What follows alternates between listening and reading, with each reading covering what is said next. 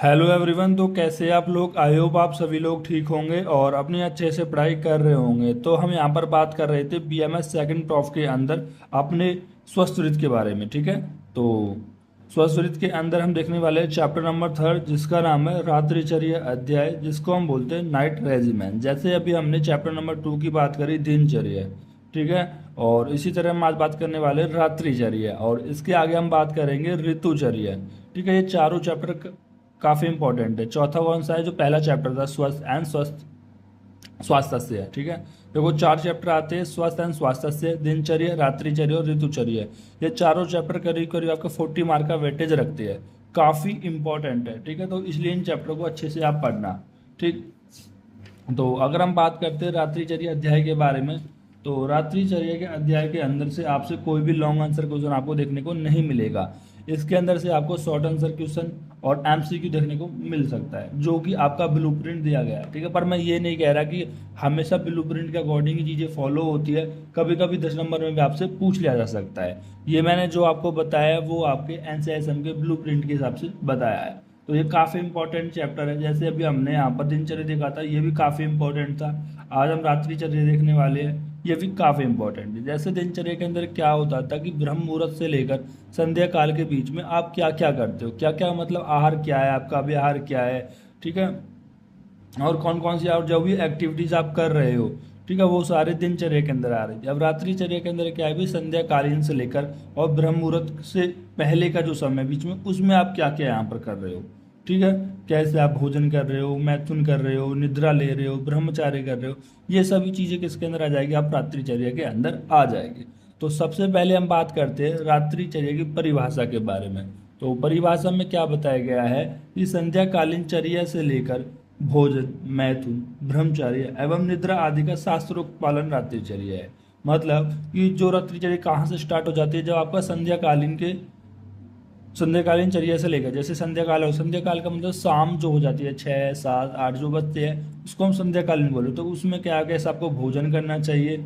ठीक है, तो मैं मैथुन कैसे करना चाहिए या नहीं करना चाहिए, ब्रह्मचार्य के बारे में बताया गया है, और यहाँ पर निद्रा के बारे में भी बताया गया है। तो अगर आप उनको शास्त्रोक्त पालन करते हो तो वो आपका रात्रिचर्या कहलाता है। ठीक है, इन अब इसी चीज को हम डिटेल में देखेंगे इस चैप्टर के अंदर।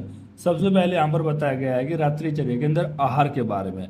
रात्रि के प्रथम प्रहर में कुछ कम भोजन। ठीक है, अब देखो यहाँ पर कुछ प्रहर वगैरह है जो मैंने आपको यहाँ पर दिनचर्या के अंदर भी बताए थे।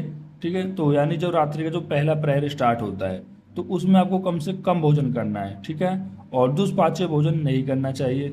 मतलब ऐसा भोजन भी नहीं करना चाहिए जो हैवी टू डाइजेस्ट हो। लघु एंड पथ्य भोजन करना चाहिए। और यहाँ पर बताया गया है आपको हल्का खाना खाना है, पर ऐसा खाना खाना है जो आपकी बॉडी को नरिश करे। ठीक है, समझ रहे हो बात को? और पवित्र होकर ईश्वर स्मरण करके शयन करना है। ठीक है, अब पवित्र होकर का मतलब क्या है कि आप यहाँ पर कि जब भी सोने जा रहे हो तो सोने से अच्छे मन से आपको एक बार भगवान को याद करना है। तो ये यहाँ पर बताया गया है। ठीक है, तो यहाँ पर एक क्वेश्चन आता है कि आहार का महत्व क्या है। भाई इतना आहार के बारे में बताया गया है कि आपको हल्का खाना खाना चाहिए, कम भोजन करना चाहिए, और और ऐसा भोजन करना करना चाहिए जो पथ्य हो, और पवित्र होकर भगवान के स्मरण भी आपको करना चाहिए। देन इसका महत्व ये बताया गया है यहाँ पर कि अगर आप यहाँ पर एक अच्छे आहार का सेवन करते हो तो आपको जल्दी नींद आएगी। ठीक है, और आप यहाँ पर सुबह भी जल्दी उठ पाओगे। मान लो कि आप यहाँ पर रात को 10 बजे, 11 बजे, 12 बजे खाना खा रहे हो, तो वो क्या होगा, वो इतनी जल्दी पच नहीं पाएगा। क्योंकि क्योंकि आप क्या करोगे, जैसे खाना खाओगे वैसे ही सो जाओगे। ठीक है, लेकिन अगर आप यहाँ पर पहले खाना खा लेते हो, मतलब कि हमेशा याद रखना कि खाना आपको कब खाना है कि जब 2 3 घंटे पहले। जैसे मान लो अगर आप 10 बजे सो जाते हो तो आपको करीब करीब 7 बजे पहले खाना खा लेना है। ठीक है, और अगर आप यहाँ पर 12 बजे सो रहे हो तो करीब करीब आपको 8 से 9 बजे खाना खा लेना है। 2 से 3 घंटे पहले आपको लेटने से पहले खाना खा लेना है। ये इसलिए खाना है क्योंकि आपको यहाँ पर एसिडिटी जैसी हेडेक वगैरह और कन्फ्यूजन वगैरह, ये मतलब ऐसी प्रॉब्लम नहीं आएगी। भाई कभी कभी क्या होता है, खाने के बाद बोलते हैं ना कि एसिडिटी बन गई है या फिर बहुत भारी सा हो गया है, ये सारी चीज़ आपको देखने को नहीं मिलेगी। ठीक है, तो ये आहार का महत्व है। फिर उसके बाद विधि बताई गई है कि सोने का स्थान पवित्र हो। ठीक है, अब यहाँ पर कि जब सो रहे भाई रात्रिचर्या है, तो रात्रि में क्या है कि सोने के समय पवित्र हो। पवित्र कहने का मतलब ये है कि साफ सफाई हो, ऐसा ना हो कि सामने कचरा पड़ा हो या फिर चीज़ ऐसे फैली हुई हो, ऐसे नहीं, भीड़ भाड़ नहीं होना चाहिए, ठीक है। और भीड़ भाड़ में नहीं सोना चाहिए। और पास में आपको 2-3 आप्त परिचारक चाहिए। देखो ये पहले की बात थी जब राजा महाराजा होते थे कि आपको कुछ परिचारक वगैरह, मतलब जो नर्स वगैरह है वो साथ में खड़ी रहे, वो ठीक है। और तकिया हो, और सही यहाँ पे तकिया हो, लंबी चौड़ी हो, मतलब जो भी आपकी खाट वगैरह है, बेड वगैरह है जिसको आप कहते हैं, वो कैसा होना चाहिए, उस पर तकिया होनी चाहिए, लंबी चौड़ी होनी चाहिए, समतल होना चाहिए, ठीक है। समतल मतलब कहीं ना कहीं ज़मीन के लेवल का होना चाहिए, ठीक है। ऐसा नहीं हो कि आप पहाड़ जैसे बिस्तर पर लौट गए हो, ठीक है। और सुखदायक होना चाहिए, ऊंचा होना चाहिए, वही ये चीज़ है। और सिर पूर्व या दक्षिण दिशा की ओर होना चाहिए, ठीक है। तो याद रखना है सिर कहाँ पर होना चाहिए, या तो पूर्व दिशा की ओर होना चाहिए या फिर दक्षिण दिशा की ओर होना चाहिए। और 2 प्रहर तक सोना है आपको। एक प्रहर के अंदर कितने होता है, 3 घंटा होता है। और यहाँ पर 2 प्रहर तक आपको सोना है, यानी करीब करीब 6 घंटे तक आपको यहाँ पर सोना है। तो ये बताया गया है रात्रि से, यानी अगर 10 बजे से लेकर आप 4 बजे तक कितना हो जाएगा, आपके 2 प्रहर हो जाएंगे, ठीक है। देन उसके बाद हम बात करते हैं संध्याकालीन चर्या के बारे में। अब देखो यहाँ, सॉरी, संध्याकालीन चर्या के अंदर यहाँ पर एक चीज़ और बताई गई है कि आपको 5 कर्मों को नहीं करना चाहिए। समझ रहे हो बात को। अब ये कौन से 5 कर्म कि आपको भोजन नहीं करना चाहिए। अगर आप भोजन करते हो संध्याकालीन में तो आपको अन्नद रोग देखने को मिलेंगे। और पठन करते हो मतलब पढ़ते हो तो आपको आयु की हानि देखने को मिलेगी। मैथुन करते हो तो गर्भ की वृद्धि देखने को आपको मिलेगी, ठीक है। और निद्रा करते हो तो आपको दरिद्रा मिलती मिलती है। और मार्गमन यानी भय, भय को भी आपको देखने को मिलता है। देखो सीधी सी बात है, शाम का जो टाइम होता है तो ये आपने सुना भी होगा कि शाम हो रही है तो उसमें सोना नहीं चाहिए, शाम में आपको यहाँ पर मैथुन नहीं करना चाहिए, ठीक है। और शाम में आपको कहीं जाना नहीं चाहिए क्योंकि आप भटक वगैरह सकते हो, आपको डर वगैरह लग सकता है। तो ये सब चीज़ें आपको यहाँ पर ध्यान रखनी है। तो एक बार मैं फिर से एक बार रिकैप कर देता हूँ। सबसे पहले हमने यहाँ पर चैप्टर नंबर फर्स्ट की बात करी, स्वस्थ एंड स्वास्थ्य के बारे में, ठीक है। सिंपल सा चैप्टर था अपना। देन उसके बाद दिनचर्या के बारे में देखी, जहाँ से लॉन्ग आंसर क्वेश्चन भी आपका बन सकता था। सारे जो सीक्वेंस था पूरा, कि ब्रह्म मुहूर्त से लेकर आपका, ब्रह्म मुहूर्त से लेकर जो पूरा स्नान तक का, अनुलेपन का, ये सारा हमने सारे पॉइंट 16-17 पॉइंट थे वो सारे कवर किए। देन उसके बाद हम बात करते हैं रात्रिचर्या के बारे में। अब रात्रिचर्या हमने उसकी परिभाषा देख ली, आहार देख लिया, और किस तरह से इसकी विधि या मेथड है, और संध्याकालीन चर्या की 5 ऐसे कर्म हैं जो हमें नहीं करने चाहिए, उनकी बात कर ली। अब देखो, अब हम बात करते हैं निद्रा के बारे में। वैसे तो हम निद्रा की बात चरक सूत्र स्थान 21 जब हमने चैप्टर पढ़ा था तो वहां पर बात कर ली थी। सेम जो मैंने वहां पर पढ़ाई थी निद्रा, सेम यही निद्रा है, ठीक है। अगर आपको और भी अच्छा खासा डिटेल में देखनी है तो आप चरक सूत्र स्थान 21 में निद्रा वाली टॉपिक देख लेना, वहां पर मैंने इसको डिटेल में कवर कराया है। तो वैसे तो मैं यहाँ पर भी डिटेल में कवर करा दूंगा, लेकिन वहां पर मैंने और भी अच्छे से अंडरस्टैंड कराया था, क्योंकि वो हमारा किसका पार्ट था, संहिता का पार्ट था। और जब भी कहीं संहिता आती है तो उसको अपन डिटेल में पढ़ते हैं, ठीक है। तो इसको भी अच्छे डिटेल पढ़ेंगे, ऐसी कोई बात नहीं है। तो हम सबसे पहले निद्रा की परिभाषा देखते हैं। जब कार्य करते करते मन थक जाता है एवं इंद्रिया भी थकने के कारण अपने अपने विषय से निवृत्त हो जाती है तो उसे निद्रा कहते हैं। भाई अगर हम बात करें कि अगर हमें ज्ञान कैसे उत्पन्न होता है, कभी हमने एक क्रम देखा था कि ज्ञान की उत्पत्ति कैसे होती है। तो ज्ञान की उत्पत्ति का जो क्रम था वो था कि जो मन है वो मन किससे जुड़ता है, आपका इंद्रियों से जुड़ता है, ठीक है। और इंद्रिय किससे जुड़ती है, अपने अपने विषय से जुड़ती है। तो यहाँ पर ऐसे था कुछ, आत्मा, आत्मा जुड़ता है मन से, मन जुड़ी है अपनी इंद्रियों से, इंद्रिय जुड़ती है उत्पत्ति से, तब जाके हम किसकी होती है, ज्ञान की उत्पत्ति होती है। अब देखो, अब जब ये इंद्रिय है, जब ये इंद्रिय क्या है कि कोई भी काम कर रही है, जैसे अभी भी आप पढ़ रहे होगे, मान लो कि बहुत समय से पढ़ रहे हो, पूरी रात पढ़ रहे हो, तो इंद्रिय क्या है कि जो भी इनका विषय था, विषय क्या था, वो ज्ञान ले रही थी, किसी चीज़ को देख रही थी, किसी चीज़ को सुन रही थी। भाई यही तो थी आपकी इंद्रिय। क्या होती है इंद्रिय, कौन कौन सी यहाँ पर बात कर रहे हैं, मेनली ज्ञान इंद्रिया की, ठीक है। और कर्म इंद्रिया की बात कर सकते हैं कि वही तो है, आपकी चक्षु इंद्रिया हो गई, कर्ण इंद्रिया हो गई, घ्राण इंद्रिया हो गई, ठीक है, नाशा इंद्रिया हो गई। तो ये सब चीज़ क्या थक जाए, और जब ये थक जाएंगी तो क्या करेंगी, अपने अपने विषय को ग्रहण ही नहीं करेंगी, ठीक है। जब अपने विषय को ग्रहण नहीं करेंगी तब हमें जाके क्या आएगी, निद्रा आएगी, ठीक है। अब भाई फिर बात करते हैं निद्रा के लाभ क्या है। अगर हम बात करें लाभ की, अगर मैं आपसे नॉर्मल पूछूं कि अगर आप एक अच्छी स्लीप लेते हो, 6 से 8 घंटे की अच्छी स्लीप लेते हो, तो आपको क्या मिलेगा? आपको सुख मिलेगा, आपको आयु मिलेगी, आपको बल मिलेगा, ज्ञान मिलेगा। ठीक है, सिंपल। तो यहाँ पर भी बताया गया है कि अगर निद्रा के लाभ बताए गए हैं कि सुख मिलेगा, पुष्टि मिलेगी, नरिशमेंट होगी, बॉडी में स्ट्रेंथ बढ़ेगी, बॉडी में वृद्धता यानी कि कहीं ना कहीं पोटेंसी, एक तरीके से टेस्टोस्टेरोन लेवल। ठीक है, और ज्ञान बढ़ेगा। ठीक है, कहते हैं ना कि जितना अच्छा आप सोते हो उतना अच्छा आपका दिमाग काम कर पाता है, जीवन बढ़ेगा और आयु की वृद्धि हो जाएगी।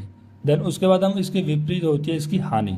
तो हानि में क्या बताया गया? दुख होता है, काश्चर्य होता है, और एवल बल एवल विरस्ता का कलिप्ता हो जाएगा, ज्ञान का ज्ञान हो जाएगा, जीवन का अजीवन हो जाएगा। इसका थोड़ा अपोजिट कर दो। ठीक है, मतलब जितना जीवन होना चाहिए तो उसका जीवन उससे थोड़ा कम हो जाएगा। ठीक है, तो ये यहाँ पर पॉइंट बताया गया है। देखो एक और पॉइंट बता देता हूँ कि जो ये निद्रा है वो किसका पार्ट है? वो त्रिपुस्तम का पार्ट है, आहार, निद्रा और ब्रह्मचार्य। ठीक है, तो ये कैसा है? एक मेन पिलर है बॉडी का। 3 मेन सपोर्टिव पिलर होते थे, हमने देखे थे, आहार, निद्रा और ब्रह्मचार्य। तो इनके अंदर जो हमारे एक पिलर होता है वो निद्रा होती है। अगर वो आपका सही बैलेंस नहीं होगा तो आपकी लाइफ भी कहीं ना कहीं अनबैलेंस हो जाएगी। तो इसलिए इन 3 मेन पिलर का, जिनके अंदर निद्रा आती है, उसका भी अच्छे से बैलेंस होना जरूरी है। देन उसके बाद हम बात करते हैं उचित निद्रा के लाभ। यदि आप एक प्रॉपर निद्रा लेते हो, एक 6 घंटे की या 8 घंटे की निद्रा लेते हो, देहम सुखम आयुषम, यानी कि जो आपकी बॉडी है उसको क्या होगा? सुख की प्राप्ति होगी और आयु की वृद्धि होगी। एंड सत्य बुद्धि, सत्य बुद्धि का मतलब होता है सत्य का ज्ञान होना, कोई कंफ्यूजन वगैरह आपको अपने ज्ञान के अंदर नहीं देखने वाले हैं। फिर बताया गया है कि कास्य चिकित्सा में महत्व, यानी जो निद्रा है ना वो आपकी जो कास्य चिकित्सा है। देखो 2 चिकित्सा यहाँ पर होती है मेनली, एक होती है स्थौल्य चिकित्सा, एक होती है कास्य चिकित्सा।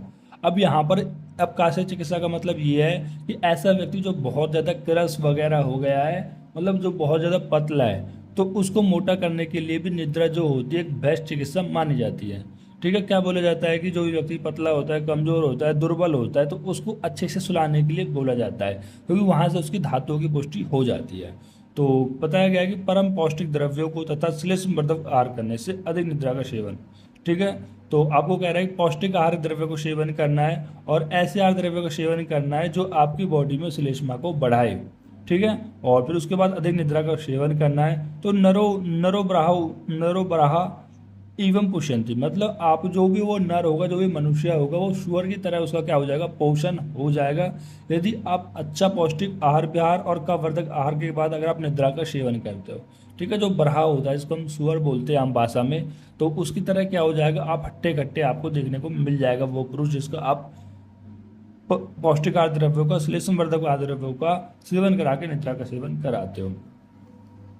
फिर यहाँ पर बात आती है निद्रा शयन, दिव्यशुपन, दिन में निद्रा शयन। ठीक है, तो दिन में निद्रा शयन, पहले यहाँ पर है कि कौन कौन से ऐसे पुरुष हैं वो दिन में शयन कर सकते हैं। देखो पहले तो कॉन्सेप्ट मैं आपको बता देता हूँ कि वैसे तो सभी आचार्यों ने मना किया है कि आपको दिन में नहीं सोना है। ठीक है, केवल ग्रीष्म ऋतु में बताया गया है कि ग्रीष्म ऋतु में आप सो सकते हो। इसके पीछे का रीजन क्या है कि ग्रीष्म ऋतु कौन से अकाल के अंदर आती है? हमारे ग्रीष्म ऋतु जो होती है वो आदान काल के अंदर आती है, और आदान काल के अंदर सबसे नीचे ऋतु होती है जिसमें रुक्षता बहुत ज़्यादा होती है।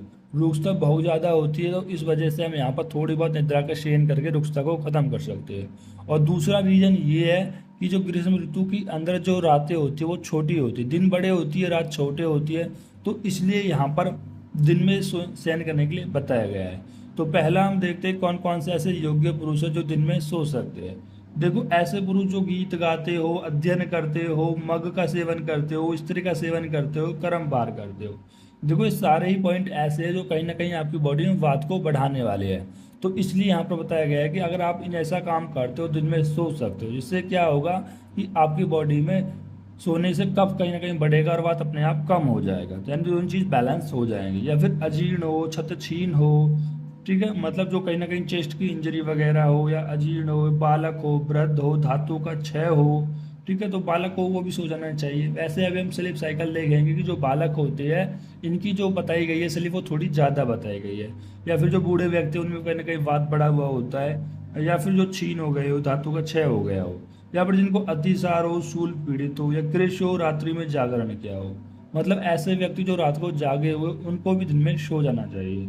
यहाँ पर बताया गया है कि जितने घंटे आप जागते हो उसका आधा घंटा आपको करना है। जैसे मान लो अगर आप पूरी रात जागे यानी 8 घंटे जागे हो, तो आप 4 घंटे दिवास्वप्न कर सकते हो। अगर आप 6 घंटे जागे हो तो 3 घंटा दिवास्वप्न, 4 घंटे जागे तो 2 घंटे दिवास्वप्न, मतलब अर्ध कर सकते हो।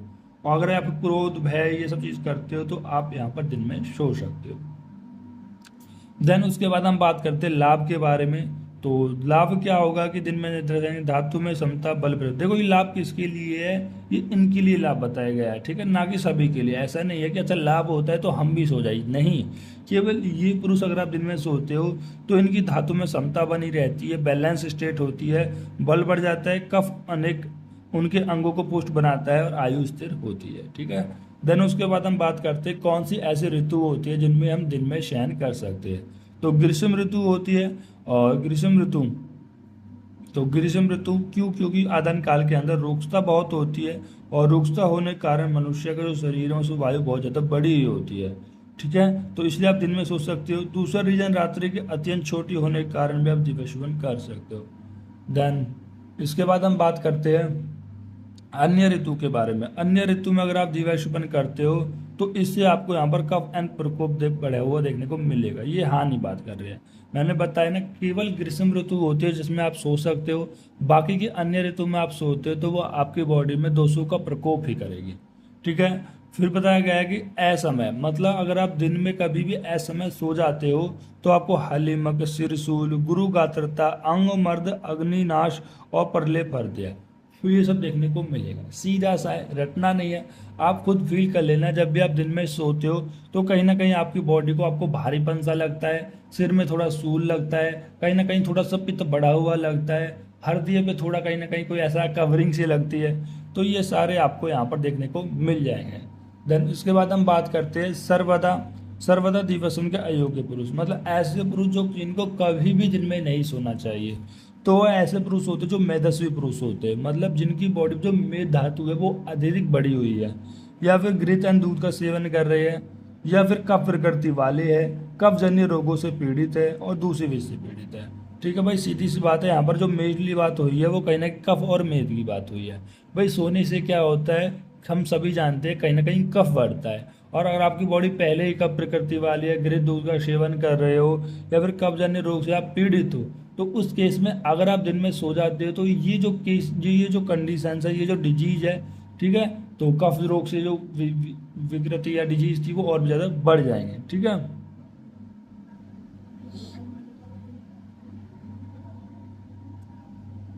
देन हम बात करते हैं निद्रा के जागरण। निद्रा मतलब जागरण, अनुचित रात्रि जागरण से वात की वृद्धि हो जाती है तो शरीर में रुक्षता आ जाती है, और दिन में शयन करने से कफ की वृद्धि हो जाती है तो शरीर में स्निग्धता आ जाती है।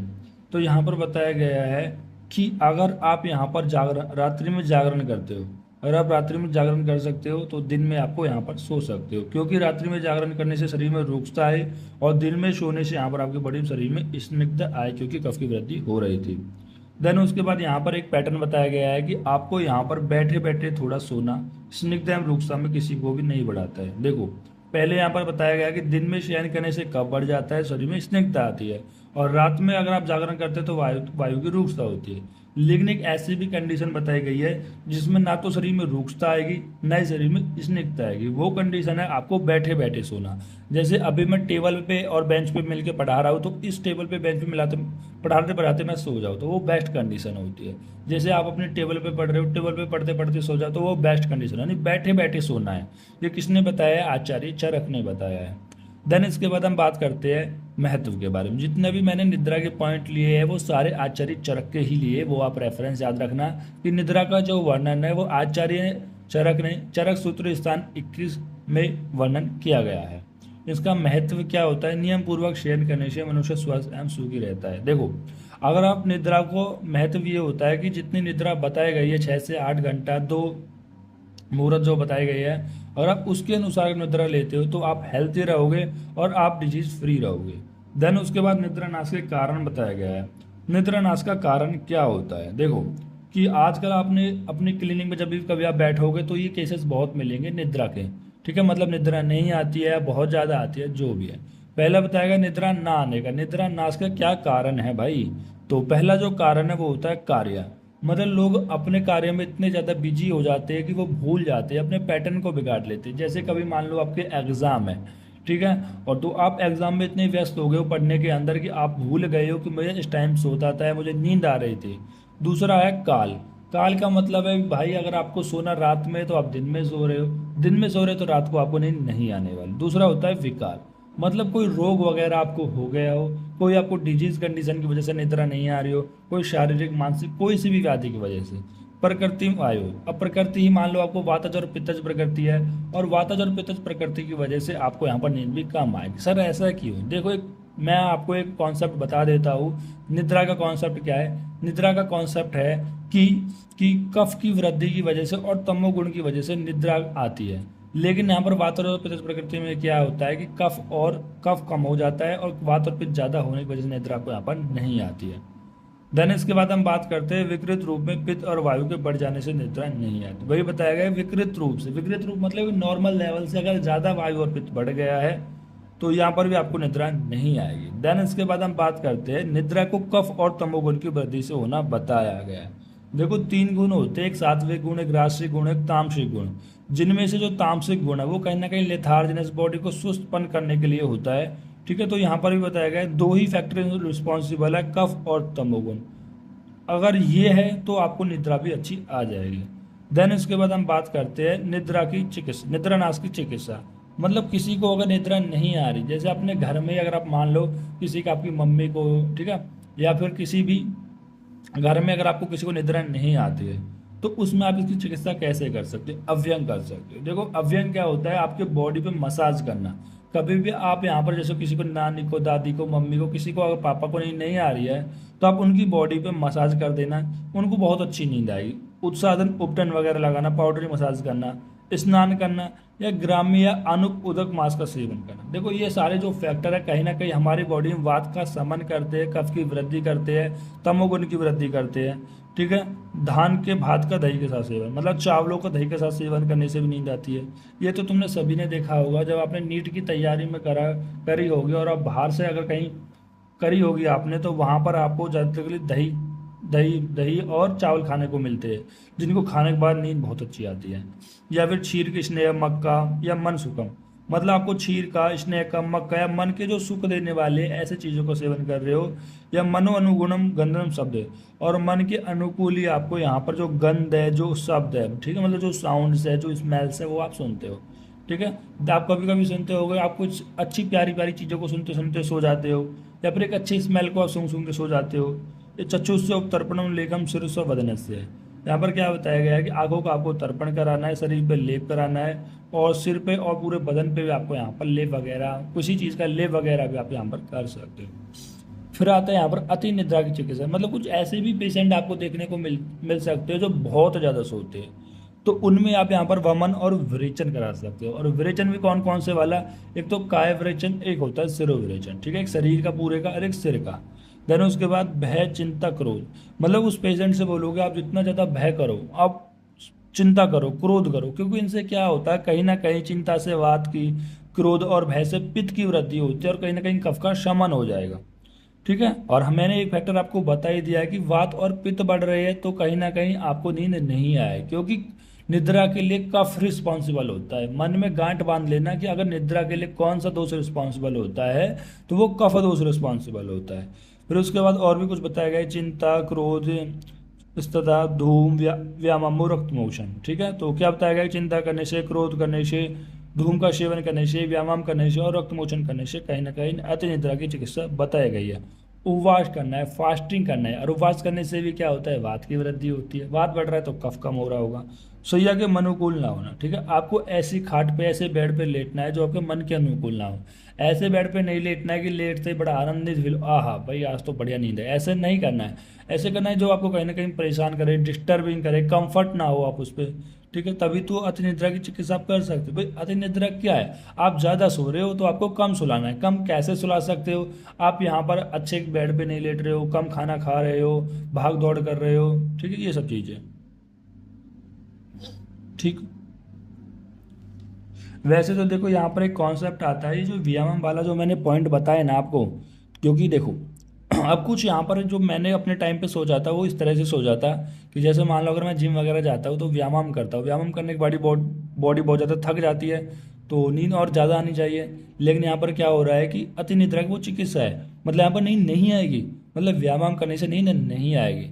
लेकिन वो केस थोड़ा अपोजिट है। आप इस तरह इसको ना सोचकर इस तरह सोचो कि मान लो अभी आपको नींद आ रही है और अगर आपको मैं थोड़ी एक्टिविटीज़ करा देता हूँ, थोड़ा दौड़ा देता हूँ, थोड़ा चला देता हूँ, तो उस केस में क्या होगा, यहाँ पर आपको निद्रा नहीं आएगी। ठीक है, वो एक एक्सेसिव एक्सरसाइज की बात नहीं कर रहा मैं कि आप जिम में जाओ, वेट उठाओ या दौड़ लगाओ, मेहनत करो, जो भी है। तो इससे क्या होगा, उसे तो बॉडी बहुत ज़्यादा थक के नींद आ जाएगी। लेकिन यहाँ पर बात कर रहा है कि जब भी आपको नींद आए बहुत ज़्यादा, तो आप थोड़ी सी एक्सरसाइज वगैरह कर लो तो वो आपकी नींद भाग जाएगी। ठीक है, थोड़ी इस चीज़ को भी आप, जो भी आयुर्वेद के जो पॉइंट दिए गए, टर्म दिए गए, वो थोड़ा सा समझने वाले होते हैं। ठीक है, ऐसे नहीं है कि बस मैंने बोला और आपने रट लिए, ऐसा नहीं होता।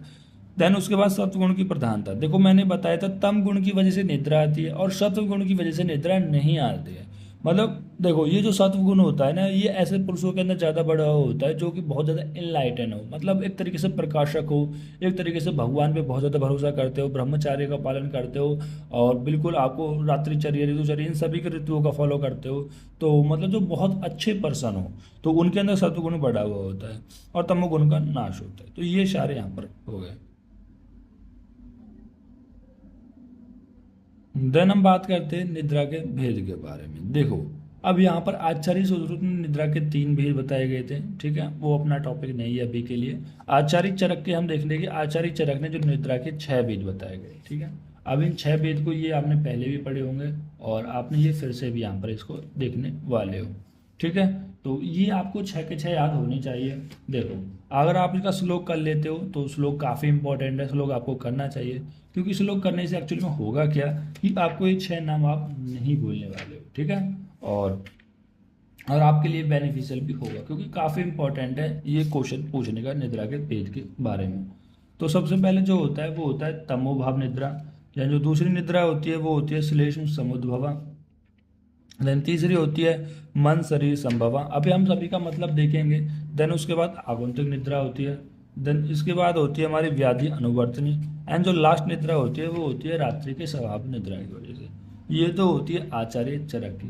फिर हम आचार्य सुश्रुत की अगर हम बात करें तो आचार्य सुश्रुत ने भी यहाँ पर 3 ही प्रकार की मानी थी। देखो आचार्य चरक ने कितनी मानी, 3, और आचार्य सुश्रुत ने मानी 6।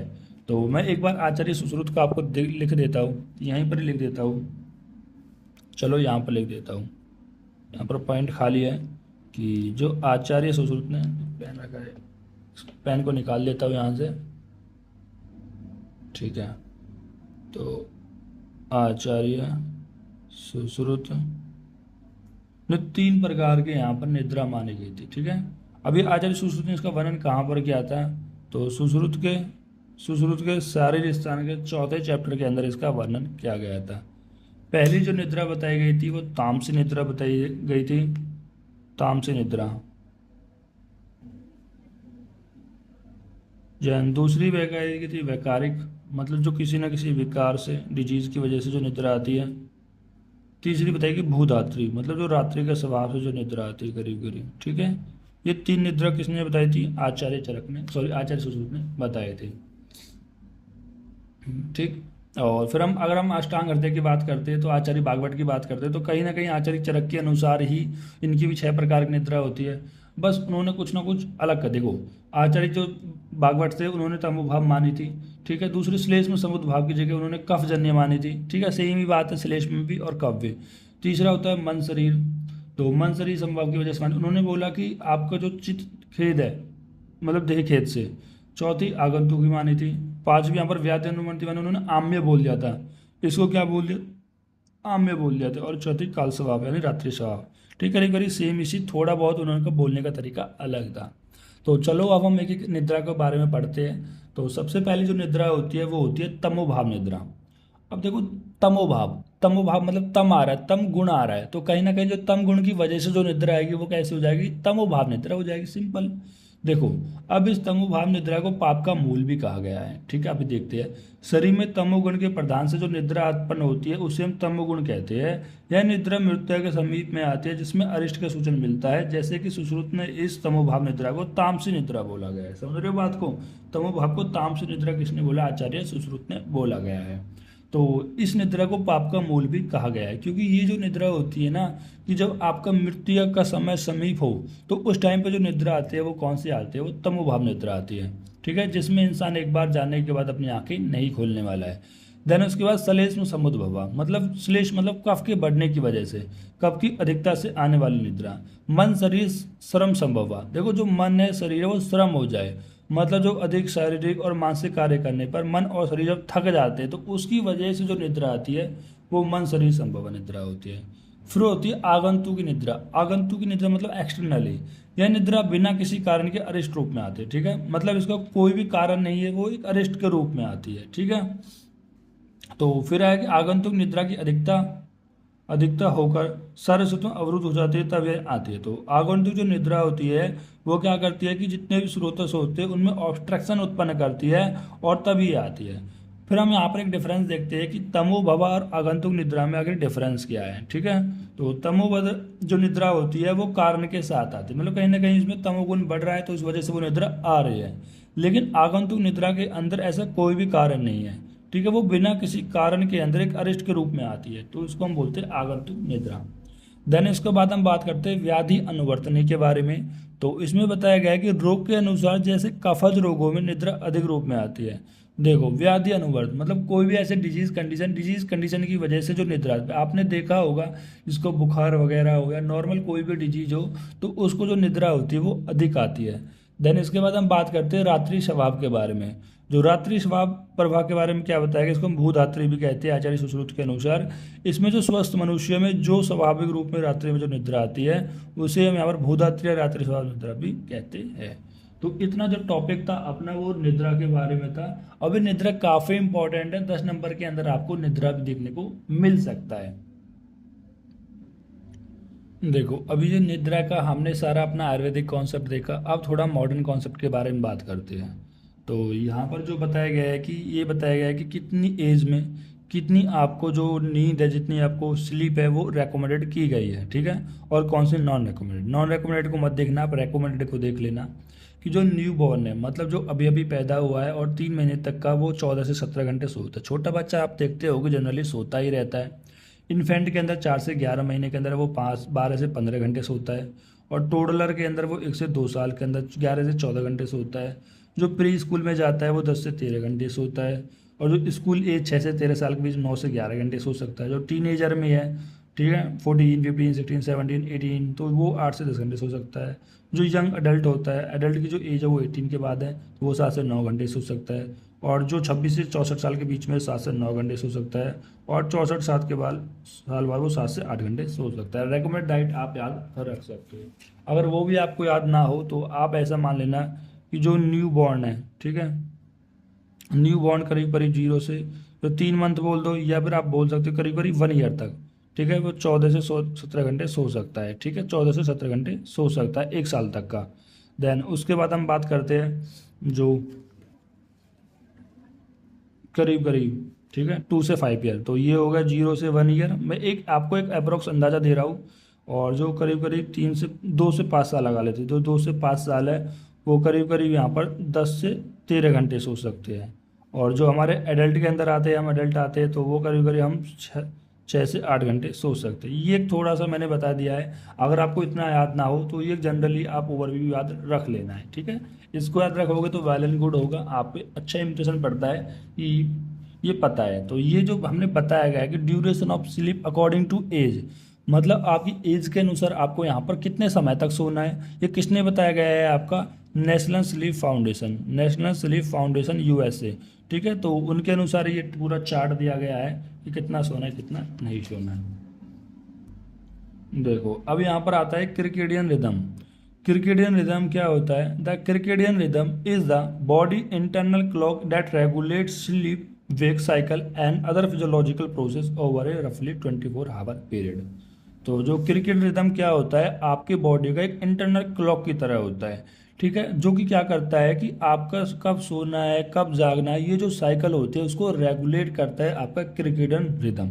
तो फिर से बता रहा हूँ, क्रिकेडियन रिदम क्या होता है, ये आपकी एक इंटरनल क्लॉक होती है जो रेगुलेट करती है कब आपको सोना है कब आपको जागना है, या फिर जो दूसरे जो फिजियोलॉजिकल जो प्रोसेस होती है, ठीक है, 24 आवर पीरियड के अंदर उन सभी को वो रेगुलेट करती है, ठीक है।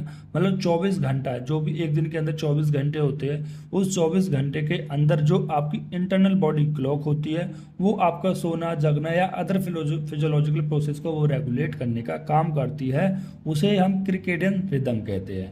अब इस क्रिकेडियन रिदम की मैकेनिज्म क्या होती है, इसके अंदर टोटल 4 पॉइंट होते हैं जो आपको ध्यान रखने हैं।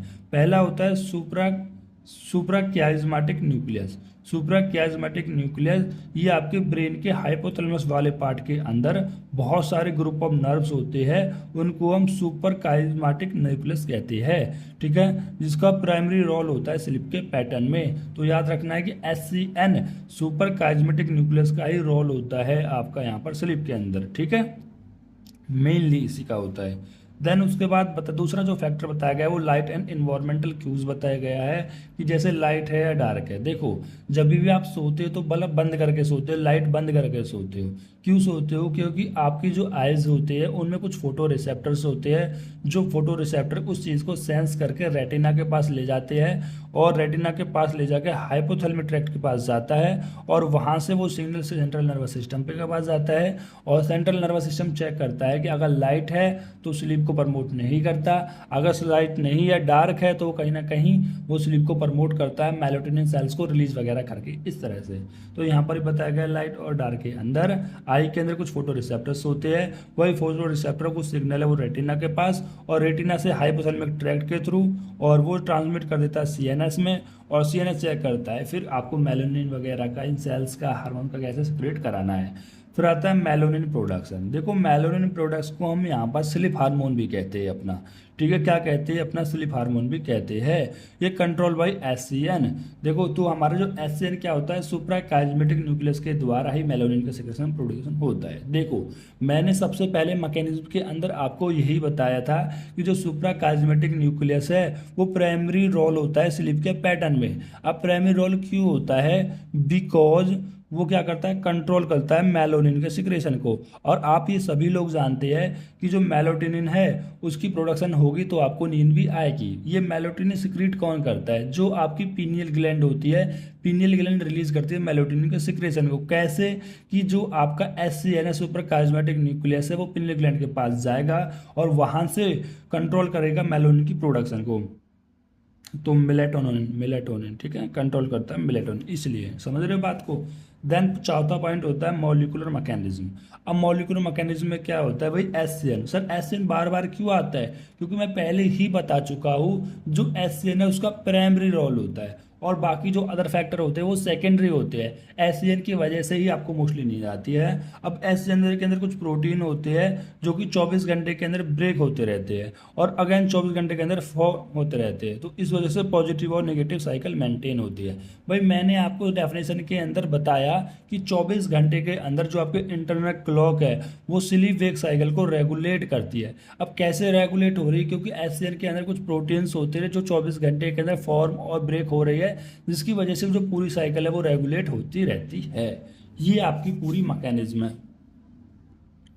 देन इसके बाद हम बात करते हैं क्रिकेडियन स्लीप डिसऑर्डर के, ठीक है। अब क्रिकेडियन स्लीप डिसऑर्डर कौन कौन से हो सकते हैं? पहला होता है delayed sleep phase disorder DSPD, advance sleep phase disorder ASPD, irregular sleep wake rhythm, और नॉन 24 स्लीप वेक डिसऑर्डर, और शिफ्ट वर्क डिसऑर्डर, ठीक है। तो इशू क्या है इसमें? Late sleep onset wake up.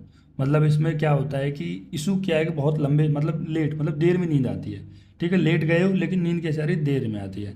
किसमें देखा जाता है? एडोलेसेंस, मतलब जो 18 ईयर्स के अबव होते हैं उनमें। क्लिनिकल क्या होता है कि डे टाइम में बहुत ज़्यादा फटीग हो जाता है, ठीक है। जैसे कि कभी कोई लेबर वगैरह है वो बहुत ज़्यादा काम कर ले तो उनको आसानी से कोई नींद नहीं आती है, या फिर कोई भी एकेडमिक डिक्लाइन होती है, ठीक है, एकेडमिक डिक्लाइन, समझ रहे बात को। देन उसके बाद advance sleep phase disorder ASPD। तो इसमें क्या होती है? अर्ली स्लीप ऑनसेट या वेक, मतलब बहुत जल्दी आप उठ जाते हो, ठीक है। सो तो आ जाते हो लेकिन उठ यहाँ पर जल्दी जाते हो। यहाँ पर क्या था कि आप बहुत लंबे समय में सो रहे थे, ठीक है, या फिर इसमें जल्दी सो रहे हो आप, ठीक है, लेकिन उठ भी जल्दी जा रहे हो। अल्डरली, और ये किसमें देखा? इल्डरली, ठीक है। और क्लिनिकल इफेक्ट क्या है कि अर्ली इवनिंग स्लीपनेस, मतलब आपको शाम में ही नींद आने लग जाती है, तो भाई शाम में नींद जल्दी सो जाओगे। सोशल विड्रॉल, ठीक है, मतलब जो सोशल लाइफ है वो आपकी विड्रॉल हो जाएगी। इरेगुलर स्लीप वेक रिदम में क्या होता है, फ्रेगमेंटेड स्लीप पैटर्न, मतलब इसमें क्या आएगी, तो कभी नींद आएगी, थोड़ी देर की आई फिर जग गए, फिर आई फिर जग गए, फ्रेगमेंट में होगी, टुकड़ों के अंदर नींद आ रही है जा रही है, ठीक है। और सीन केस किसी के अंदर भी हो सकता है। क्लिनिकल क्या, इंसोम्निया की कंडीशन हो सकती है, इसके अंदर कोग्निटिव इम्पायरमेंट हो सकता है। Then non 24 hour sleep wake cycle के अंदर क्या है कि daily shift in sleep time, ठीक है, मतलब जो आपका शिफ्ट टाइम है वो शिफ्ट होता है, स्लीप टाइम में वो शिफ्ट होता रहता है, कि इस टाइम कभी इस टाइम आ रही है, कभी इस टाइम आ रही है, तो वो सब चीज़ें, ठीक है। और टोटली ब्लिंड इंडिविजुअल के अंदर वो देखने को मिलता है। क्लिनिकल सीवियर इंसोम्निया और फैटिग आपको देखने को मिलता है, मतलब अगर आपको इंसोम्निया की कंडीशन है, बहुत ज़्यादा फटीग है, तो आपका जो सोने का टाइम है वो चेंज होता रहता है। जैसे अगर आप कभी बहुत ज़्यादा थक गए हो तो लेट नींद आ रही है, कम थके तो जल्दी नींद आ रही है। याद रखना, जितनी ज़्यादा बॉडी थक जाती है उतनी ही कम नींद आती है। इसलिए जो लेबर वगैरह है, मजदूर वगैरह है, वो कहीं ना कहीं सुरा का मग का सेवन करते हैं, क्योंकि आचार्य ने जो मग को श्रेष्ठ वाथन श्रेष्ठ श्रम हर नाम बताया गया है, ठीक है। और शिफ्ट वर्क डिसऑर्डर, अब शिफ्ट वर्क डिसऑर्डर के अंदर क्या है कि misalignment sleep wake due to the night shift, ठीक है। तो इसमें क्या हो जाता है, जो आपकी स्लीप साइकिल होती है, जो स्लीप वेकअप होती है, वो जैसे कि आजकल क्या होता है कि जो ड्यूटी करते हैं लोग, रात की ड्यूटी करते हैं या दिन की ड्यूटी करते हैं, तो कभी इनकी दिन की ड्यूटी शिफ्ट हो जाती है, कभी रात की ड्यूटी शिफ्ट हो जाती है। तो यहाँ पर जो स्लीप पैटर्न है वो कैसा होगा, मिस अलाइन स्लीप वेकअप हो गया, तो नाइट शिफ्ट की वजह से, ठीक है। तो इसलिए शिफ्ट वर्क डिसऑर्डर इसको अंदर रखा गया है। अब इसके अंदर आपको mostly high risk of cardiovascular system, obesity, GI और डिप्रेशन। देखो, जो भी व्यक्ति मतलब शिफ्ट में काम करता है, कि आज दिन में शिफ्ट है और कल अगले दिन रात में शिफ्ट हो गए, तो इनमें कुछ प्रॉब्लम्स माइनर माइनर आपको देखने को मिलेगी। उनका डाइजेस्टिव सिस्टम देखने को ठीक नहीं मिलेगा, ठीक है। उनको डिप्रेशन वगैरह भी देखने को मिल सकता है, ऑब्सिटी देखने को मिल सकती है, और हाइपरटेंशन वगैरह देखने को मिल सकता है, या फिर हार्ट से रिलेटेड कोई प्रॉब्लम देखने को मिल सकता है, क्योंकि उन्होंने जो स्लीप साइकिल थी उसको क्या कर दिया है, अपना डिसबैलेंस कर दिया है, मिसअलाइन कर दिया गया है इस तरह से। फिर यहाँ पर बात क्या गया है कि इसमें डिजीज कौन कौन से देखने को मिलेगी क्रिकेडियन रिदम को अगर आप फॉलो नहीं करते हो। पहला, sleep disorder, mood disorder, neuro degenerative disease, metabolic and endocrine disorder और हाइपरटेंशन, ठीक है। देन वैसे हम बात करते हैं निद्रा व्याधि संबंध के बारे में, स्लीप डिजीज रिलेशन, मतलब कौन कौन सी ऐसी आपको डिजीज देखने को मिल सकती है। देन इसके बाद हम बात करते हैं इटियोलॉजिकल ऑफ स्लीप डिसऑर्डर, इसी के अंदर है कि स्लीप डिसऑर्डर का कारण क्या क्या हो सकता है। देखो, कभी भी जब आप अपनी क्लिनिक पे बैठोगे या फिर किसी ऐसे पेशेंट को देख रहे हो जिसको नींद की प्रॉब्लम है, तो आप उसे क्या पूछोगे, आपका आहार क्या है, कहीं आप हैवी फूड खाते हो, स्पाइसी तो नहीं खाते हो, या फिर कोई आपका जो फूड खाने का जो समय है वो अनटाइमली है, वो सब चीज़ें। बिहार क्या है, मतलब नाइट शिफ्ट, ऐसा तो नहीं है कि रात में शिफ्ट करा भाई, ऑब्वियस ही बात है, अगर वो रात में शिफ्ट होगा तो नींद की तो प्रॉब्लम होगी, या स्ट्रेस ले रहा होगा, या फिर बहुत ज़्यादा फ़ोन का यूज़ कर रहा होगा, या मानसिक में क्या भाई एंजाइटी है, या फिर कोई चीज़ का दुख है, या बहुत ज़्यादा गुस्सा है, या डिप्रेशन है, इनके अंदर भी क्या होता है कि नींद की प्रॉब्लम होती है। शारीरिक के अंदर क्रोनिक डिजीज है, हार्मोनल और इम्बैलेंस है, ठीक है। आगंतुक उसके अंदर क्या है कि वो चीज़ एक्सीडेंटल हुई है, ट्रॉमा की वजह से निद्रा की प्रॉब्लम ऐसी आ रही है। आप देखो इसका असेसमेंट कैसे करोगे, इसका दो तरीके से असेसमेंट करोगे, एक आयुर्वेदिक टूल, एक होता है मॉडर्न टूल। आयुर्वेदिक टूल के अंदर आप क्या करोगे, नाड़ी परीक्षा करोगे, ठीक है भाई। नाड़ी परीक्षा से आप पता लगा लोगे कि इसके अंदर कौन सा दोष पड़ा हुआ है, ये सब चीज़ें। प्रकृति विकृति का एनालिसिस कर लोगे, और निदान पंचक का भी। प्रकृति विकृति से भी वही है, मैंने बता दिया है कि कफस देख रहे हैं सब चीज़ें, कफ और तमोगुण, तो इनकी वजह से निद्रा है कि अगर वो नहीं बढ़े, बात कुछ बढ़े, तो वो आप पहचान सकते हो। और निदान पंचक आप जानते हो कि निदान पंचक आपका जो भी रोग है, जो भी डिजीज का, उसका आपको संपूर्ण ज्ञान करा देता है। क्या कारण से लेकर संप्राप्ति का जो ज्ञान है वो निदान पंचक कराता है, इसलिए यहाँ पर बताया गया है।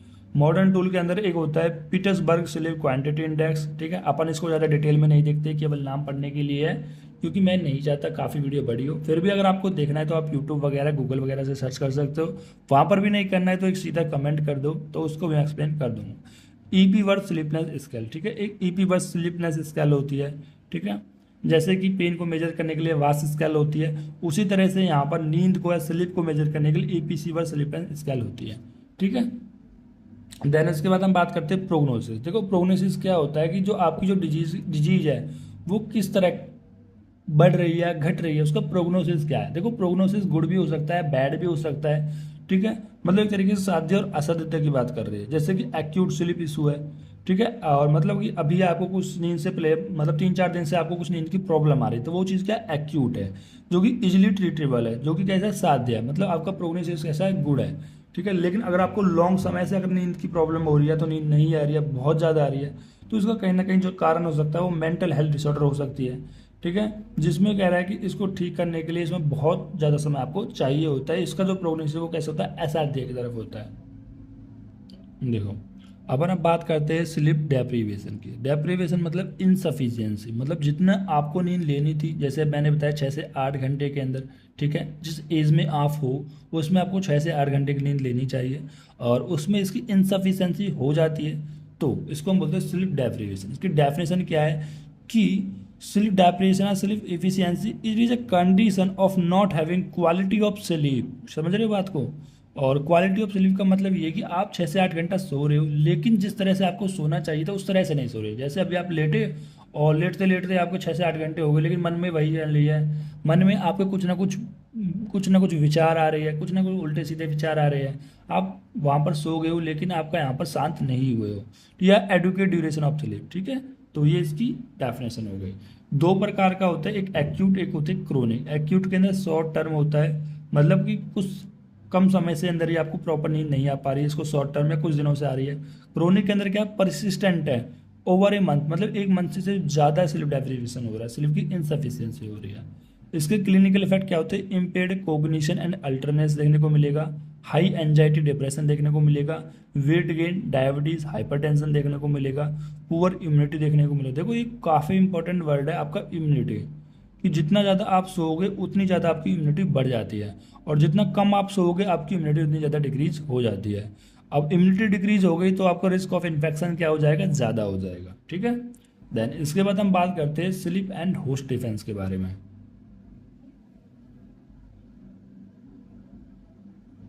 तो स्लीप एंड होस्ट डिफेंस के बारे में क्या बताया गया है कि स्लीप सपोर्ट इम्यून फंक्शन, ठीक है। स्लीप किसको सपोर्ट करता है, इम्यून फंक्शन को सपोर्ट करता है, इन्फ्लामेशन को सपोर्ट करता है, इन्फ्लामेशन कंट्रोल को, इन्फेक्शन को।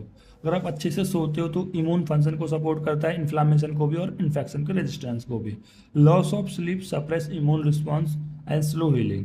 अगर आपका यहाँ पर जो स्लीप है वो सप्रेस हो जाए तो इम्यून सिस्टम भी सप्रेस हो जाएगा, आपकी जो हीलिंग प्रोसेस है, जो इन्फ्लामेशन हो रही थी, इन्फेक्शन वगैरह हो रहा था, या फिर कोई वुंड वगैरह की हीलिंग हो रही है, वो सभी कैसे हो जाएगा, वो भी सप्रेस हो जाएगी, वह हीलिंग स्लो हो जाएगी। फिर आता है clinical aspect of sleep disorder. यहाँ पर कुछ क्लिनिकल एस्पेक्ट बताए गए हैं। तो पहला इसमें है स्लीप एपनिया। तो स्लीप एपनिया को हम डेफिनेशन देखते हैं, it is a condition of sleep disorder, ठीक है। तो स्लीप एपनिया भी क्या है, एक यहाँ पर स्लीप डिसऑर्डर की कंडीशन होती है in which a pause in breathing, तो पॉज ऐसे ही आप पॉज इन ब्रीथिंग, मतलब इसमें क्या होता है कि जब आप रात को सो रहे होते हो तो जो आपकी जो ब्रीथिंग है वो कहीं ना कहीं पॉज हो जाती है, थोड़ी रुक जाती है, बीच में अटक जाती है। अब एक आध बार हो तो समझ में आता है, ठीक है, जो भी आपके रेस्पिरेटरी कोई प्रॉब्लम होगी, नाक वाक में कफ वगैरह भर रहा होगा तो वो रुक गई होगी, लेकिन अगर वो बार बार हो रहा है तो उसको हम कहीं ना कहीं स्लीप एपनिया के अंदर रखेंगे। या फिर पीरियड ऑफ सैलो ब्रीथिंग, मतलब जो आपका सांस लेने की जो समय है वो कैसा हो जाए, स्वेलो हो जाए, थोड़ा कम हो जाए, ठीक है। जैसे आप जल्दी जल्दी जा रहे हो, जैसे ऐसे सांस ले रहे हो, जैसे मैं लेके दिखाता हूँ, ऐसे जल्दी जल्दी आप सांस ले रहे हो, ठीक है, तो वो भी कहीं ना कहीं स्लीप एपनिया के अंदर आता है। और ये कह रहा है कि ड्यूरिंग अगर मोर देन अपना नॉर्मल, अगर एक थोड़े समय के लिए हो रहा है, एक दो बार हो रहा है तो समझ में आता है, अगर वो ज़्यादा हो रहा है तो वो किसके अंदर है, स्लीप एपनिया के अंदर रखा जाएगा। तो अब ये दो टाइप का होता है। पहला होता है OSA, ऑब्स्ट्रक्टिव स्लीप ओपनिया, जिसको हम बोलते हैं OSA, ठीक है। और एक होता है कंट्रोल स्लीप एपनिया, जिसको हम बोलते हैं CSA, ठीक है। तो ऑब्स्ट्रक्टिव स्लीप एपनिया क्या होता है, ये मोस्ट कॉमन होता है, कहने का मतलब ये ज़्यादा पाया जाता है। In which the breathing is intervented by a blockage of air flow, यानी कि जो आपकी ब्रीथिंग है कहीं ना कहीं उसमें एक जो आपका विंड पाइप है इसमें कहीं का भर जाता है या ब्लॉकेज हो जाता है एयर फ्लो का, तो इसलिए ऑब्स्ट्रक्टिव कॉमन अपने देखने को मिलेगा।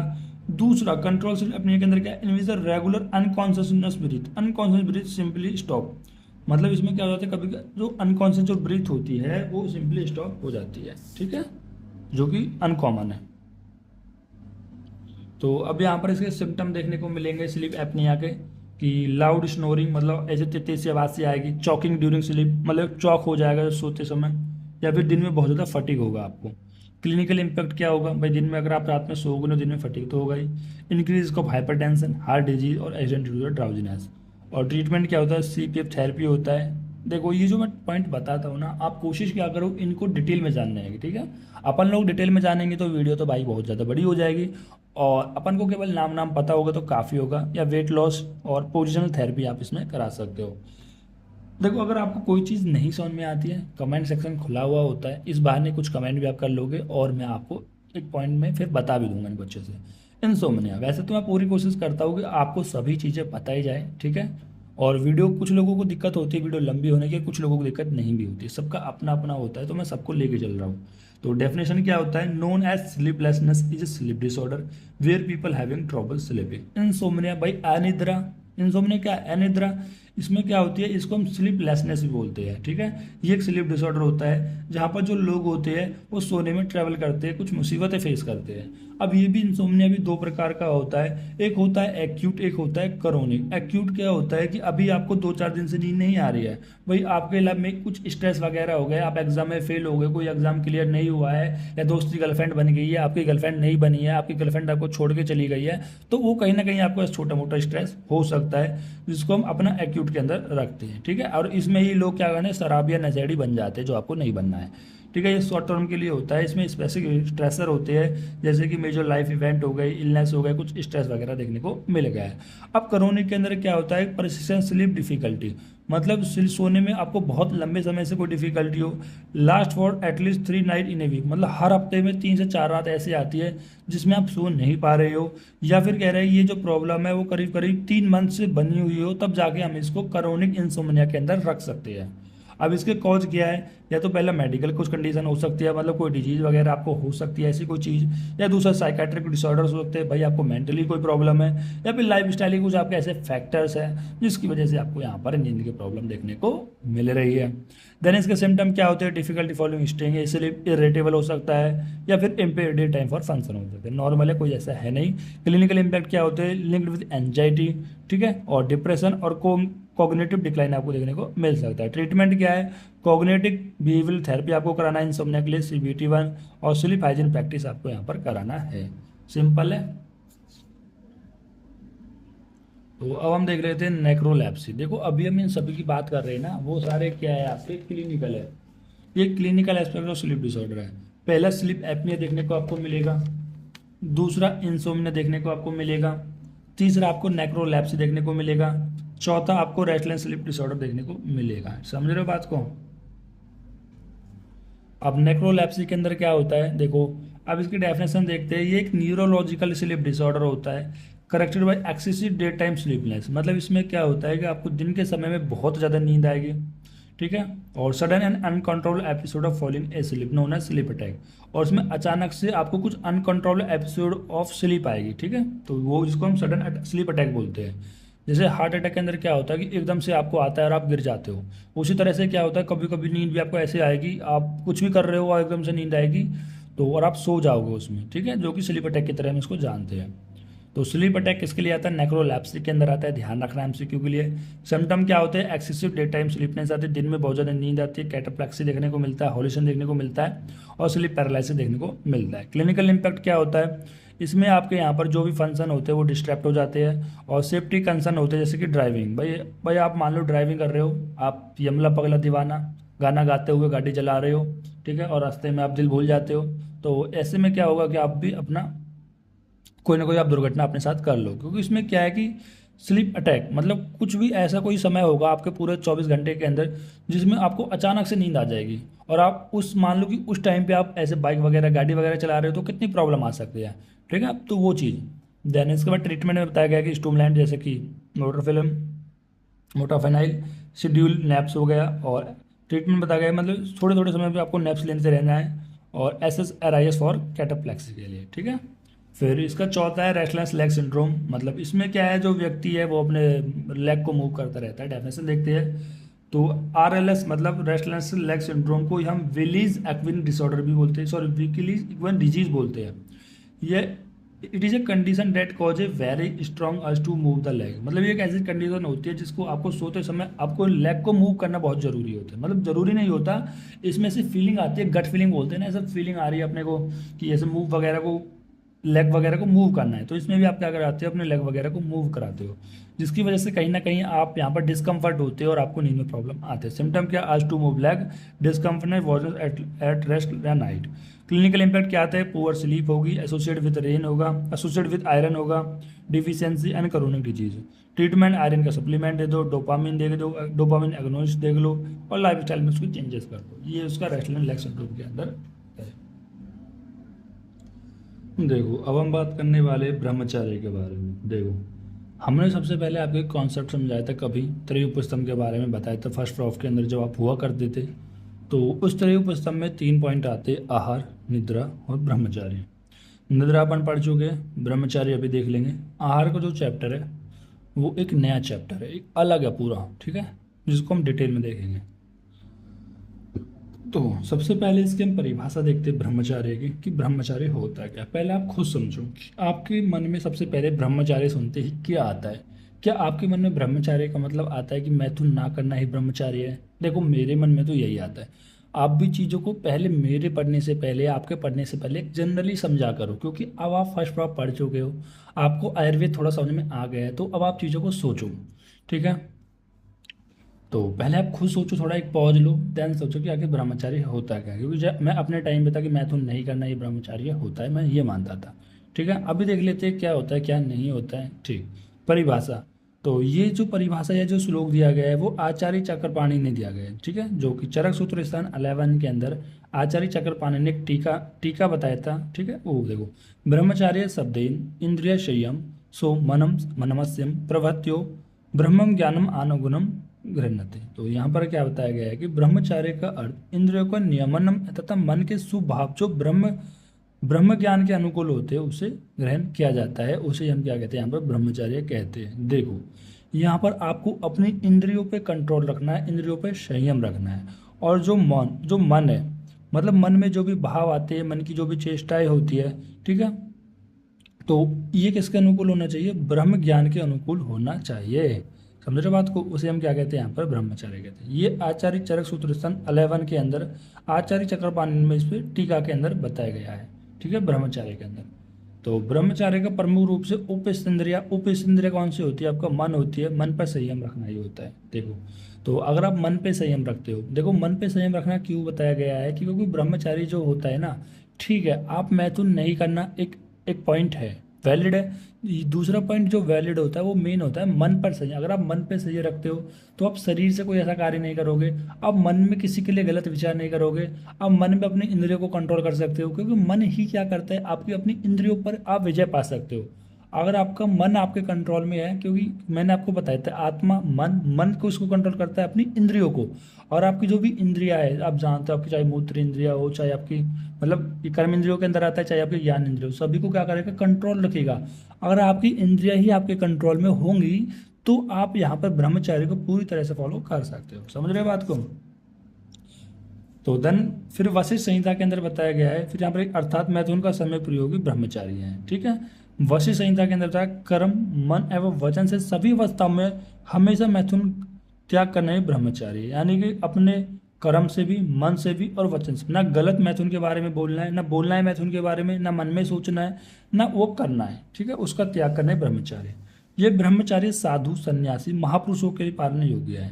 और वशिष्ठ संहिता के अंदर बताया गया है कि जो ब्रह्मचार्य है वो साधु के लिए, सन्यासियों के लिए, महापुरुषों के लिए योग्य होता है। आयुर्वेद के अंदर जो ब्रह्मचार्य का वर्णित किया गया है वो मैथुन का सम्यक प्रयोग है। आपको यहाँ पर मैथुन करना है लेकिन एक सम्यक प्रयोग में करना है, ठीक है, जो कि गृहस्थ द्वार पालन योग करने योग्य बताया गया है। मतलब आपको गृह गृहस्थी को चलाने के लिए जितना मैथुन बताया गया है उतना आपको यहाँ पर करना चाहिए। फिर आता है मैथुन के 8 अंग एवं ब्रह्मचार्य। देखो यहाँ पर मैथुन के 8 अंग मतलब कि जब भी आप मैथुन कर रहे हो ना, तो इन 8 बातों को याद रखें। 8 बातों को याद करते हुए अगर आप मैथुन करते हो तो वो आपके लिए यहाँ पर अच्छा होगा, आपको सुखकारक होगा, आपकी आयु का बढ़ा। इस तरह से कुछ पॉइंट है, जैसे कि स्मरण, कि आपको याद रखना, कीर्तन बातचीत करना, केली मतलब मैथुन से पूर्व क्रियाकलाप करना, परिच्छेदन देखना, ठीक है, गृहभाषण गुप्त बातें करना, संकल्पन मैथुन के लिए इच्छा करना, अध्यवास्य मैथुन आरंभ करना, क्रिया अंतिम मैथुन क्रिया पूर्ण करना, ठीक है, मैथुन क्रिया पूर्ण करना। देखो इसमें तो आप एक्सपर्ट ही हो गए, खैर इसमें मैं क्या ही बताऊँ।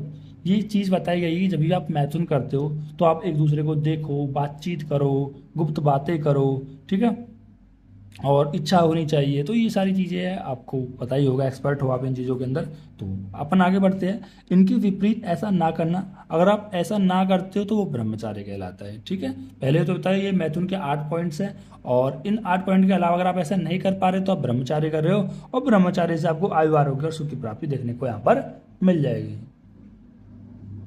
देखो, अब यहाँ पर है मैथुन ना करने से। मैथुन ना करने से प्रमेय, मेदो वृद्धि और शरीर में स्थिरता। अभी अपने आयुर्वेद में बताया गया था कि आपको यहाँ पर मैथुन करना है, भाई ब्रह्मचार्य करना, मैथुन करना है, लेकिन मैथुन का एक सम्यक प्रयोग करना है। अगर आप मैथुन नहीं करते हो तो आपको प्रमेय, मेदो की वृद्धि, शरीर में स्थिरता देखने को मिल जाएगी। अब शुक्र 6 के लक्षण देख की बात करते हैं हम। तो शुक्र 6 के लक्षण क्या है कि दुर्बल्यम, मुख शोषम, पांडुत्वम, सदंसरम, क्लेव्यम, शुक्र विसर्गसम, क्षीण शुक्रसम लक्षणम। सेम फर्स्ट ईयर का श्लोक था जो मैंने यहाँ पर चेप दिया है। तो इसमें क्या बताया कि दौर्बल्य, अगर आपके शुक्र 6 हो गया है तो आपको यहाँ पर कमजोरी देखने को मिलेगी, मुख में ड्राइनेस देखने को मिलेगी, और एनीमिया देखने को मिलेगा, बहुत जल्दी थकावट देखने को मिलेगी, इंपोर्टेंस देखने को मिलेगी, शुक्र निकलने पर आपको पेन देखने को मिलेगा, और शुक्र की जो क्वांटिटी है वो कम देखने को मिलेगी, ठीक है। शुक्र उत्पत्ति कर्म, सब जानते हैं, रस से रक्त बनता है, रक्त से मांस बनता है, धातु पोषण कर्म आप पढ़ चुके हो। तो इसी तरह से आपका पता है। मज्जा का कह रहे हैं कि मज्जा में जब आपको अग्नि देते हैं तो उसका स्नान भाग्य आगे जाकर शुक्र का निर्माण करता है, मज्जा अग्नि होगी। तो वीर्य रक्षा विधि है वाजीकरण। देखो पहले यहाँ पर वीर्य रक्षा विधि के बारे में बात करते हैं, वाजीकरण अगले टॉपिक में हम देखेंगे कि वीर्य रक्षा के कैसे करना है। कि आपकी जो आयु बताई गई है वो 25 वर्ष बताई गई है, और फीमेल की 16 वर्ष बताई गई है, ठीक है। और उचित समय में आपको ऋतु के अनुसार करना है, ठीक है। हम ऋतु के अनुसार मतलब जो ठंडी ऋतु है, जैसे आचार्य ने बताया ठंडी ऋतु में आपको यहाँ पर मैथुन ज़्यादा करना चाहिए, योग्य स्त्री के साथ करना चाहिए, उचित अवस्था में करना चाहिए, उचित स्थान पे करना चाहिए। मैथुन के पूर्व और पश्चात कर्म, पूर्व कर्म 8 अंग जो मैंने बताए थे आपको पॉइंट, पश्चात मतलब रसायन का सेवन करना है। इन सबको ध्यान में रखकर मैथुन करने से वीर्य का नाश नहीं होता है। तो आपको वीर्य रक्षा बताई गई है, मतलब कहने का मतलब ये चाह रहे हैं कि आप मैथुन कर रहे हो, मैथुन करने के बाद भी अगर आपको वीर्य की रक्षा करनी है, मतलब मैथुन करने से आपका वीर्य का नाश ना हो, तो मैथुन करते समय आपको इन बातों को ध्यान रखना है कि आपकी जो एज है वो 25 वर्ष और फीमेल की 16 वर्ष होना चाहिए, और उचित और जो समय है वो जनरली ठंडी ऋतु, ऐसा नहीं ग्रीष्म ऋतु में कर रहे हो तो वहाँ पर तो शुक्र का क्षय होना तय है। लेकिन अगर ठंडी ऋतु हो और योग्य स्त्री हो, उचित अवस्था हो, उचित स्थान हो, पूर्व और पश्चात कर्म हो, तब जाके कह रहे हैं कि आप यहाँ पर अपनी बीजे की रक्षा कर सकते हो मैथुन करने के बाद भी, ठीक है। तो अब हम देख लेते हैं बाजीकरण की। बाजीकरण की परिभाषा क्या है कि जिस आहार द्रव्य या जिस आहार विहार एवं औषध के सेवन से मनुष्य में घोड़े के समान मैथुन करने का सामर्थ्य हो जाता है, और जिसके सेवन से अधिक भार मैथुन कर सकता है, उस क्रिया को औषधि को बाजीकरण कहते हैं, ठीक है। जो बाजीकरण जो शब्द है वो कहीं ना कहीं घोड़े से लिया गया है, ठीक है। तो घोड़े में जो होती है वो रिप्रोडक्टिव पावर ज़्यादा होती है। तो यहाँ पर हम ऐसा कोई भी आहार विहार या कोई भी ऐसा औषध का सेवन करा रहे हैं जिसमें जो मनुष्य बार बार मैथुन कर सकता है, और मैथुन करने के बाद भी उसमें यहाँ पर बल का क्षय नहीं होगा। आहार क्या है कि बाजीकरण का आहार विहार औषध बताई ना, तो आहार विहार औषध देख लेते हैं। ये आहार के अंदर गोधूम हो गया, साले चावल, पौष्टिक चावल, उड़द, अरहर, दूध, विकृति यथा मक्खन, मलाई, खोआ, मयूर, हंस, ठीक है। चटक मुर्गा, नकर का रेतस। देखो नकर का जो रेतस है वो अग्र प्रकरण के अंदर 4 सूत्र 25 में बताया गया है कि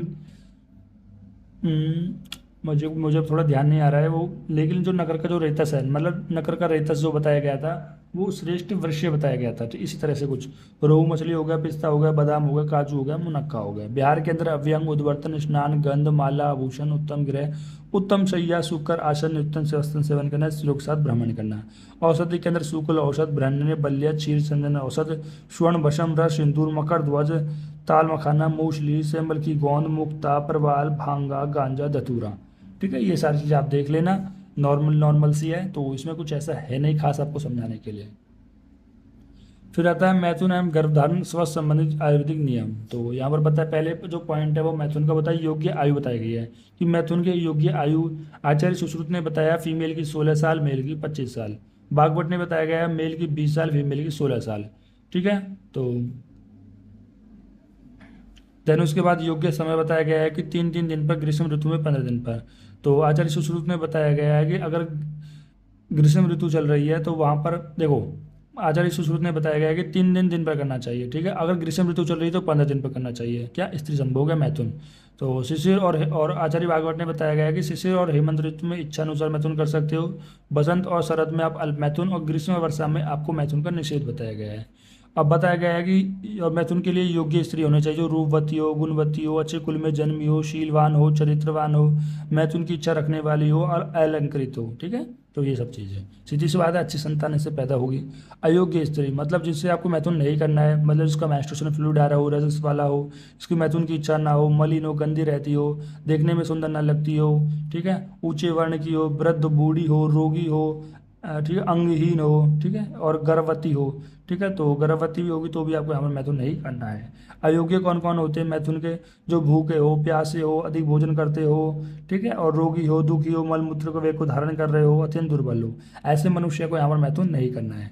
और अयोग्य अवस्था कौन सी बताइए है कि शुक्र का अत्यधिक त्याग, लिंग पर आवरण करना, खड़े होकर एवं चित लेटकर शुक्र त्याग करना नंदनीय। तो बताया खड़े होकर और चित लेटकर शुक्र का त्याग करना नंदनीय बताया गया है। ठीक है, देन अयोग्य स्थान, अयोग्य योग्य स्थान बताया गया है कि अति समृद्ध, ठीक है, रमणीय, सुगंधित स्थान। देखो पहले बताया अति समृद्ध एंड रमणीय, मतलब वो स्थान मतलब ज़्यादा अति समृद्ध मतलब कॉन्स्ट्रिक्टेड भी ना हो, रमणीय हो, मतलब मतलब कॉन्स्ट्रिक्टेड हो, मतलब ऐसे घिरा हुआ हो चारों तरफ से। ठीक है, और सुगंधित स्थान हो, सुखपूर्वक वहाँ वायु बहती हो, और गुरु के घर के, देखो पहला बताया गया है कि अयोग्य के अंदर गुरु के घर नहीं करना चाहिए, खुले स्थान में नहीं करना चाहिए। योग्य बताया गया है जो थोड़ा सा मतलब हवा हवा जहाँ पर थोड़ा सा मतलब जैसे रूम वगैरह हो जाता है ना, मतलब एक तरीके से मैं नहीं समझा पा रहा हूँ। अति समृद्ध का मतलब है एक तरीके से घिरा हुआ है एक तरीके से। ठीक है, और सुखपूर्वक वहाँ पर स्थान हो, सुगंधित स्थान हो, ये सब चीज़ें। पूर्व कर्म, पुरुष के स्नान करने के बाद, पूर्व कर्म के क्या है कि पुरुष को स्नान करना है, मतलब मैथुन करने से पहले पुरुष को स्नान करना है, चंदन का लेप करना है, सुगंधित पुष्पों को धारण करना है, वृक्षीय पदार्थ का सेवन करना है, स्वच्छ वस्त्र पहनने, मुख में तांबूल को धारण करना है, सुंदर सज्जा पर करना है। गर्भधारण विधि क्या है कि पुष्य वृष्य लेकर विधि पूर्वक स्त्री पर संग करे, मतलब जो भी वृष्य हर है, मतलब ऐसे प्रोडक्ट को लेना है जो कहीं ना कहीं आपको सेक्सुअल पावर को बढ़ाए। ठीक है, अगर आपको पुत्र की अभिलाषा है तो आपको यहाँ पर कि मैथुन का प्रारंभ 4, 8, 10, 12 है। ठीक है, जैसे मान लो कि अभी इसका मेंस्ट्रुएशन 3 दिन का है तो चौथे दिन, 8वें दिन, 10वें दिन और 12 दिन आपको यहाँ पर करना है, इसके बीच में दिन नहीं करना है। पुत्री चाहते हो तो इसके इवन ओड दिन पे 5, 7, 9, 11 मैथुन करे। इससे लाभ क्या होगा कि आयुष्य होगी, आरोग्य होगी, प्रजा होगी। ठीक है, पश्चात कर्म में क्या करना है कि शर्करा युक्त आपको देखो मैथुन करने के बाद आपको यहाँ पर शर्करा का सेवन करना है, इच्छू का सेवन करना है, शीतल वायु का, मासरा निद्रा का सेवन करना है, वाजीपन पत्ते चूर्ण उसके साथ मिलाकर आपको यहाँ पर सेवन करना है। आई होप गाइस ये चैप्टर आपको अच्छे से समझ में आया होगा, क्योंकि मैंने इसमें अपने पूरे एफर्ट डाले इस चैप्टर को समझाने के लिए, कोई भी ऐसा टॉपिक नहीं छूटा है। ठीक है, और मैंने इसको यहाँ पर निद्रा का मॉडर्न कॉन्सेप्ट भी लिया गया था। ठीक है, जितना मैंने मॉडर्न कॉन्सेप्ट बताया अगर आप उतना भी ना बता पाओ, थोड़ा बहुत भी लिख दो तो भी काम चल जाएगा। ठीक है, मैंने इसलिए बताया कि ज़्यादा बताऊंगा तो आप यहाँ पर इजीली लिख सकते हो, क्योंकि निद्रा मोस्टली आपको आयुर्वेद ही लिखना है उसके अंदर, और अगर आप मॉडर्न कॉन्सेप्ट भी लिख देते हो तो आपकी एक अच्छी पकड़ बन जाएगी निद्रा के ऊपर, और अच्छे से आप इसको यहाँ पर एक्सप्लेन कर पाओगे, प्रेजेंट कर पाओगे, और इसमें कोई भी ऐसा टॉपिक नहीं है जो छूट गया हो। ठीक है, सारे टॉपिक इसके अंदर कवर्ड हो गए हैं, काफ़ी लेंथी नोट्स थे जो मैंने आपको 1 घंटे के अंदर कवर करा दी गई है, और सारा मैंने डिटेल में लिया गया है। और फिर भी कोई भी चीज़ ऐसी छूटती है जो आपको यहाँ पर टॉपिक के अंदर मैंने नहीं पढ़ाई गई हो तो मैं आपका वेलकम करता हूँ, आप कमेंट सेक्शन में बिल्कुल इस चीज़ को पूछिए, क्योंकि अभी आप जितना जल्दी पूछोगे उतना जल्दी मैं इसका वीडियो बना पाऊंगा। होता है क्या है एक्चुअली कि वीडियो को लेट लेट देखते, कोई 1 साल बाद देख रहा है, कोई 6 महीने बाद, कोई 1.5 साल बाद, कोई 2 साल बाद। ठीक है, तो उस टाइम पे आप कमेंट करते हो तो पॉसिबल नहीं होता है, क्योंकि मैं अपना कोई ना कोई नया सब्जेक्ट स्टार्ट करा हुआ होता हूँ, या कोई ना कोई अदर चीज़ चली ही होती है लाइफ में। तो कोशिश क्या करो, जितनी जल्दी मैं वीडियो को अपलोड करता हूँ आप भी उतनी जल्दी देख के कमेंट करोगे तो मैं उतनी जल्दी उस टॉपिक पे आपका वीडियो बना दूंगा। तो आई होप आप गाइस समझ गए होगे इस चीज़ को, और फिर मिलते हैं चैप्टर नंबर 4 के साथ जो कि आपका ऋतुचर्या अध्याय है। ठीक है, तो थैंक यू गाइस।